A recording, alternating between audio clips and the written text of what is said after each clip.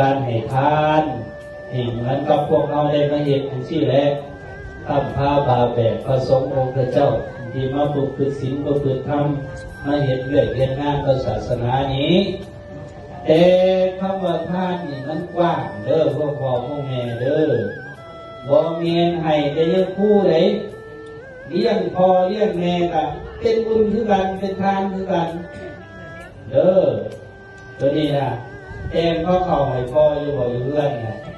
เต็มก็เข่าให้พ่อให้แม่อยู่บ่อันนี้ก็เป็นบุญไหนก็ขอพ่อแม่เอาเด้อใส่บาตรพระสงฆ์องค์พระเจ้ามาสังฆทานแบบนี้จะเป็นบุญที่สูงขึ้นเป็นสิ่งเขาให้สังฆทานอันนี้เรียกว่าบุญที่เกิดจากการให้ทานเขาเห็นแล้วเขาปฏิบัติแล้วเห็นให้เกิดความอิ่มในจิตในใจสุขในจิตในใจนั่นแหละคือบุญความสุขใดที่เกิดจากการได้สร้างคุณงามความดีนั่นคือบุญความสุขความสบายใจอันใดที่เขาเห็นแล้วบ่เดือดเนื้อห้อนใจภายหลังเกิดจากการสร้างคุณงามความดีนั่นก็คือบุญตัวนี้โตธรรมิตรบุญเกิดจากการให้ทาน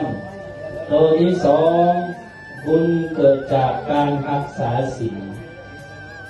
ลห้าพวกพ่อพวกแม่เอาเถิงก็ได้ทุกข้อกระซางเด้อเอาตัวนี้โยมเอาเถิงก็ได้ทุกข้อเตยดากันในเรือนเด้อจือแล้วตัวนี้โยมเด้อจะพากันด่ากันในเรือนจะพากันตีกันในเรือนผัวก็จะตีเมียเด้อพี่บอกผัวตีเมียน่ะไม่ใช่เมียตีผัวผัวก็จะตีเมียก็จะตีผัวจะตีเมียจะด่าผัวเด้อนี่บ่เอาทุกข้อก็ได้เอาง่ายๆเริ่มกันจากบ่ให้บ่ด่ากันบ่ตัวกันบ่ตีกันในเรือนในศาลเริ่มเป็นบุญได้น่ะเริ่มเป็นบุญแล้วพ่อพ่อแม่เฮา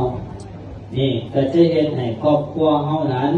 มีความอบอุ่นสุขเย็นบ่เดือดบ่ร้อนอันนั้นละบุญ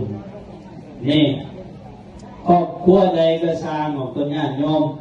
ถึงจะห่างถึงจะมีเงินมีคำหลายปานใดก็ตามแต่ถ้าพ่อถ้าแม่ทิดกันตีกันลูกก็ติดยามากเมียก็ลิ้นไผ่หัวก็ขี่เมาเงินที่จะตบจะตีกัน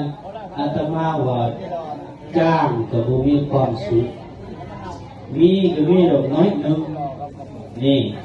เพราะฉะนั้นต้องมีศีลนำเด้อศีลต้นง่ายๆก็คืออย่าด่ากันยื้อได้ตัวนี้ไหนอย่าพากันด่ากันอย่าพากันตีกันในเงื่อนนะเพราะว่าต้องหาขอหรอกเอาง่ายๆนี่เขาจะจือบ่เบิดเอาง่ายๆอย่าด่ากันเด้อพวกพ่อพวกแม่เขาบุญก็จะเกิดขึ้นหลายขอบว่าพวกคุมสุขเย็นเดี๋ยวนี้เอาตัวสุดท้ายบุญเกิดจากการไหวพระภาวนาหรือว่าบุญเกิดจากการเจริญภาวนาคือเหตุให้จิตใจของเรานี่สูงขึ้นออกต้นญาติโยมเฮาผู้ใดแน่ก่อนนอนได้ไหวพระพี่จะบอกพวกแม่เฮาก่อนนอนได้อะระหังสัมมาสัมพุทโธภควาพุทธังภควันตังอภิวาเทมีอยู่บ่บ่มีสักโอ้ยนั่นแล้วมันจึงนอนฝันบ่ดีนอนถือผีอำนะนี่ผู้ใดก่อนนอนก็ดีตื่นนอนใหม่ๆก็ดีได้ไหวพระนั่งสมาธิคนนั้นก็จะเห็นให้จิตใจผ่องใสก็เป็นบุญอีกอันหนึ่งเด้อคนญาติโยมเด้อนี่3 อันนี้3 อันใหญ่ๆนี้อย่าพากันปักอย่าพากันทิ้งเฮาเฮ็ดให้หลายเฮ็ดให้มีเฮ็ดให้บริบูรณ์แล้ว มันก็จะติดสอยหอยตามเข้าไปทุกภพทุกชาติเด้อเหมือนกับที่พระพุทธเจ้าเพิ่นบอกปุญญานิปรังโลกัสสมิงปฏิทาโหติปณีนันติบุญยอมติดตามทุกคนเมื่อหลักโลกนี้ไปแล้วเขาอย่าไปหวังหรอกลูกหลานเขาสิเฮ็ดบุญหาหรือนั่นนั่นนี่เฮ็ดต้องเองเด้อ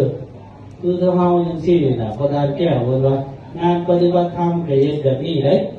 เฮ็ดเป็นพามาครูบาอาจารย์สั่งแล้วก็เอามอบเว้นคืนให้ออกต้นญาติโยมได้เอาไปรับประทานไปแบ่งอยู่แบ่งกินกันอันนี้ล่ะบุญเป็นบุญอันนึงคือกันเด้แบ่ง